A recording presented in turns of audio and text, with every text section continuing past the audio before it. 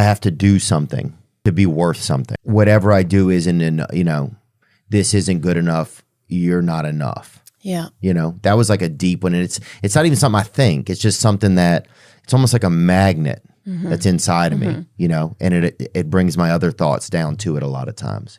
You've kind of said the thought and the belief, which often what I have to do with people is dig under the thought to actually find out what the belief is that's driving that thought. And then I help people to create an affirmation that's the opposite of that belief. Yeah, because sometimes it's like the thought will be, man, this isn't good enough. And it goes back to the belief that, I would always set my goals ridiculous. So always I felt like I was underachieving, always, because I didn't even know what my goals were, but I just knew that I needed to get my mother's attention. I needed to get some feeling. I needed to get some response, right? And I would try everything. And nothing worked. And so I think it created this thing inside of me where you always have to keep trying. So there's never a piece. You have to keep trying, and it's always never going to work. Yeah, everything you do will never be enough. Yes. Just to even get that minimal piece of attention from your primary caregiver. Yeah. Everything I do will never be enough. And so it started then that kind of went through my life, I guess, Looking into some research, and you shared with me that I asked you to identify the first age at which you experienced some kind of neglect or abuse or trauma in childhood. Yeah. Would you like to share what you said? My mother had like a condition, I think, where she couldn't, she had like this kind of almost, I say like it's an emotional autism in a way, but she didn't know if there was something wrong with you. Yeah, my mother didn't really build like a connection with me when I was young. She didn't really look at me. She didn't touch me very much. And she couldn't tell if there was something wrong with me. So if I was sitting somewhere crying, she didn't understand there was something wrong, right? Or if I looked scared, she didn't understand there was something wrong. Now, if I had a cut on my arm, she immediately could be like, oh, what's going on here? Because it was very, I don't know if it was obvious. It's tangible. It's physical. It was tangible, yeah. But anything that was intangible, like emotional, there was just there was nothing there, And so I think, when I grew up, it was just like that a lot. And so I was constantly in fright or flight, probably. I really feel like I can bring some new information to you that could really help you. No, it's good. So there's a psychological sort of construct called psychosocial stages of childhood development. Whether it's from 0 to 2 or 2 to 5 or 5 to 7, whenever you feel like the first separation from your parents or illness or something happened, there's a rewiring of that child's brain. And Freud said the outcome is always bad. So something goes wrong. You suffered neglect or trauma. This is what's going to be wrong with you. But if you're lucky, if you have, one supportive adult in your life, or you as a child make some kind of amazing intuitive choice, then you can go down the other path. Now, for you, having experienced this from 0 to 18 months, which is the first stage, and then on, it's the vice and virtue are mistrust and trust. So if you go down the road of mistrust, it's feeling unsafe in your environment and having fear of future events. And the piece I really loved, which is connected to the gift. So after you shared that with me before I flew, I never ever take a gift to someone if I'm going to do a podcast. And I also think it's maybe a slightly strange thing to do, but I just had this feeling in my heart, like I really want to get him a gift.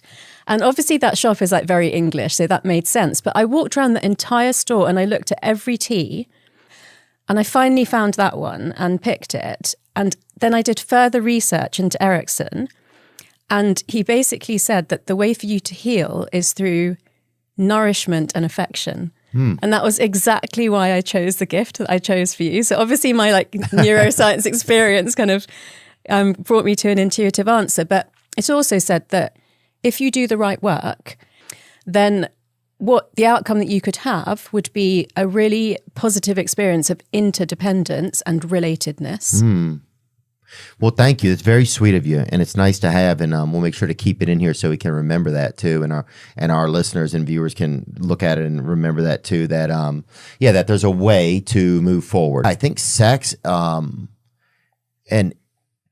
intimacy is kind of like I don't know, for a lot of guys, it got replaced by pornography too. I think really damaged it, especially for me. Once I found pornography, there was a way to have a feeling, a connection with a woman that was safe enough for me to be in. Yeah. I knew I wasn't going to be hurt. Yeah. There was some sexual reward to it. Yeah. And I could start it and stop it as I wish. And it was the only kind of relationship I could even really handle, kind of. When I was in other relationships, but none of them were as long as my relationship with pornography, to be honest. Yeah. And right now I'm I think I'm 77 days off of pornography and 70 days off of masturbation. So I've had sexual activities, but I haven't been touching my wiener or whatever. People that say different stuff, but I'm saying, like, I don't know what they say in your country, topping off the wanking.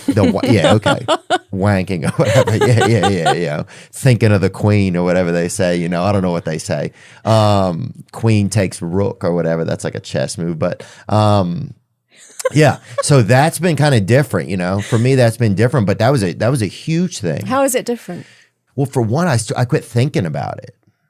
It's like I don't think about pornography. I don't think about like masturbation. I don't have that weird feeling where like I'll masturbate and then I'll just be laying there like I'm still right where I was, but I've like kind of ejaculated or whatever. Because like sometimes like semen, or some people call it what, I don't know what people call it or whatever, like party sauce or whatever. I don't even know what people call it, on the street or whatever. But like, I feel like the more I keep it in my body, the more masculine I feel, right? And the more of myself I feel, as opposed to just having a leak of it constantly. It was kind of like almost had a leak of my masculinity.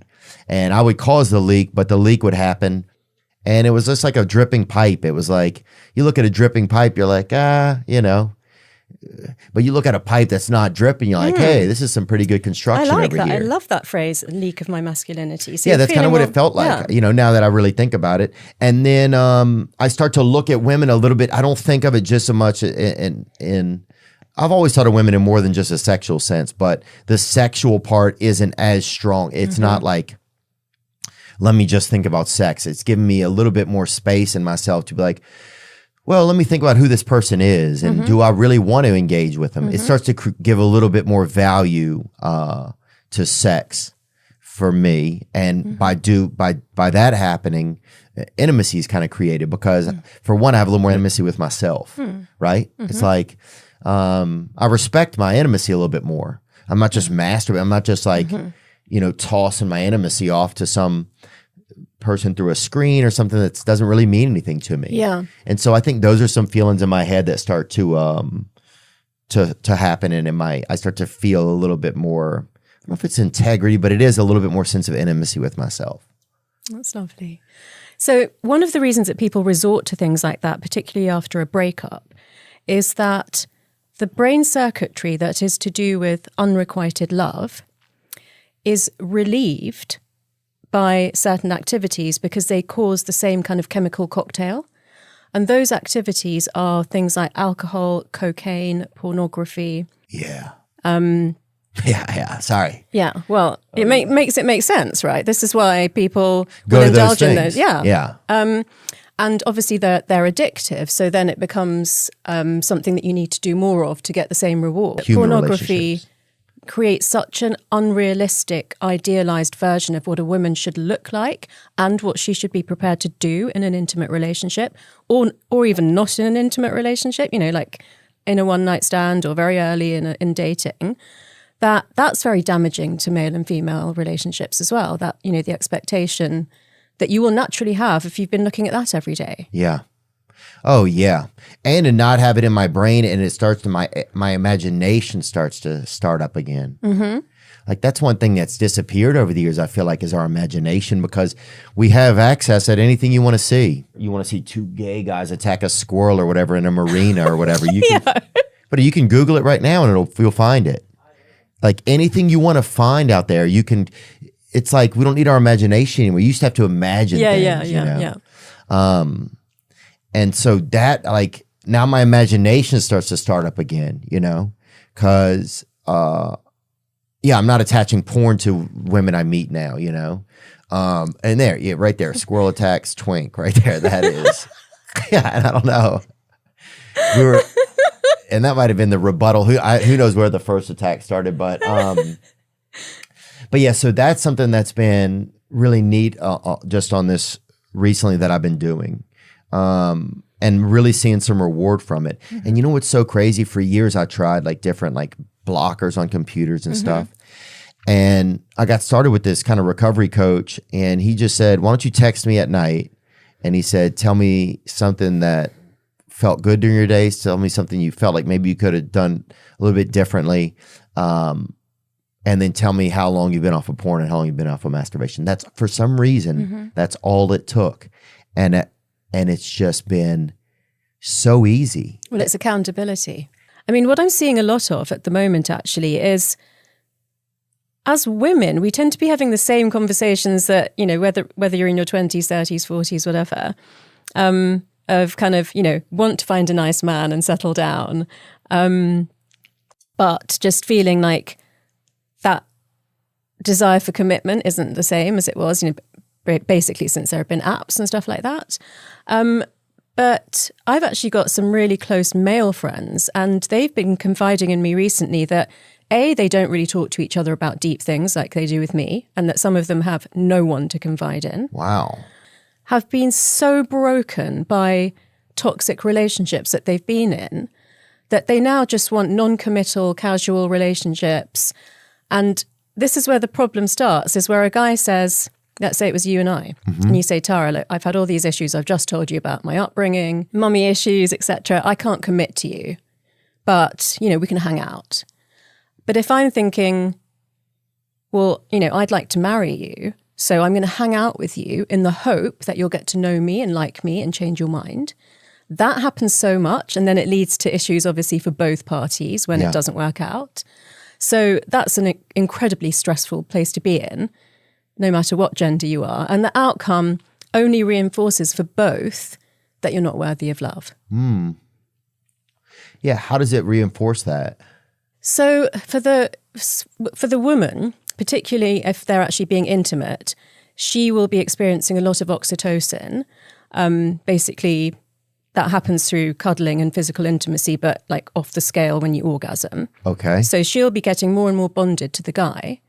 If the guy has no intentions of this becoming a committed relationship, then he'll be experiencing a lot of reward, like the dopamine, the reward chemical, lots of testosterone. And there's also this hormone called vasopressin, which in both genders is to do with our blood volume and our blood salt. But for men, it's also to do with bonding, social bonding, and aggression, but aggression in terms of protecting and being possessive of your partner. Mm. And so if men don't get to have sex straight away, that hormone will build and build and build, and then they'll become bonded to the woman. And then they'll also start releasing oxytocin when they orgasm. So there's better value in creating a relationship if you don't have sex immediately. It will work better for the woman in terms of chances of the man bonding with her, yeah. I think that's pretty remarkable. That's kind of a gift. You've talked a lot about like manifesting and stuff. Do you really believe in it? 100%, yeah. I've been actively doing it myself, kind of personally, for 15 or 16 years. And then in 2019, my book, The Source, came out, where I shared that more professionally. And the response to that was actually quite phenomenal in making me believe in it even more. Wow. It's a bestseller. Yeah. Yeah. Congratulations. Thank you. So cool. Thanks. Yeah. Tell me a little bit about that manifesting, because we forget about it. We forget sometimes that we're the captain of this ship. Sometimes we just feel like the stream owns everything, you know? Yeah. And I think some versions of manifestation can still make people feel like that because it's about the universe and vibrations. I wanted to explain manifestation through psychology and neuroscience in a way to say, look, it's your brain that's doing it. It's not some outside force. And I think that's way more empowering. I write a lot about vision boards, but I call them action boards because I say you can't just create a fantasy and then sit at home and wait for it to come true. Like, look at how hard you've worked to get to where you are. It's very easy for people to say, oh, I'd love to have Theo Von's life, but you've really struggled and worked really hard to get here. So I absolutely say that has to be part of it. It can't just be expecting like things to fall out of the sky and come into your life. Right. But if, manifestation is basically setting goals and desires, knowing what you want, finding images of them to put on a board that you can see at least twice a day. And if it's only once a day, then seeing it just before you go to sleep because it imprints on your subconscious. And basically, I ask people to make this board, look at it daily, visualize these things being true, because your brain doesn't actually know the difference between something happening in real life and a strong visualization. And then, yeah. And you won't be afraid of it if you've already visualized it. You won't kind of meet that dream girl and say, oh, maybe I'm not ready. Right. You'll have told your brain that you're ready to take a healthy risk. Wow. So your brain doesn't really know the difference between, say that again? Between something that happened in real life or something that you strongly visualize. Wow, it's the same reason why when we watch a movie or something, we're able to get lost in it. Yeah. We're able to believe in it because wow, so you could create enough of a visualization for yourself if you really were to powerfully start to focus on it and do that and build that ability to visualize something that your brain at one point would have to think it's so true that the world would meet you and put it into your life. I love the way you put that. Wow. What's something you feel like before you leave that you would like to share with us? Or something else we can think about? Well, the main thing I would really love people to know, which is an umbrella over everything that we've talked about today, and like you've said, there's so much more we could talk about, is that you have so much potential in your brain. Your brain is amazing. And if you know how to use it properly, you can make your life so much better than you ever dreamed it could be. Really? Yes. Wow. How does somebody who doesn't believe that start to believe? I would make a set of tweaks in some very basic fundamental areas, and I would make them micro tweaks. So where I talk about sleep, diet, hydration, exercise, and stress management, I always say change 10 things by 1%, not one thing by 10%. So if you went to bed half an hour earlier, or you drank an extra glass of water every day, or you ate some more vegetables, and you walked 1,000 steps more than you usually do, and spent some time in nature, then if you do a few things like that every day, they're physical things that are building the foundation for your brain to be in a good environment where it can be better. You will, I guarantee you, feel so much better within a matter of weeks that you'll think, okay, what else can I do? Yeah. And then you can build it up to a point where physically you're in really good condition. And then you could do a vision board or whatever your goal is. Yeah, you know what? One thing you said, it's so easy to create a pattern. It feels hard. The first day is a little tough. The second day is a little bit tougher. But then that third day, you're like, holy shit, this is a pattern. And it feels different and it feels cool. And then you get excited about it. And there's nothing bigger I've learned in my life, Tara, than realizing if you do this, and then you do that, and then you're like, oh, now the landscape looks different. Now what else could I do? What else could I do? Yeah. Yeah, you're a classic example of that. I just can't. Sometimes I'm like, what else can I do? What else? Like, holy shit, the world's like, I could do some. What else could I do? Yeah.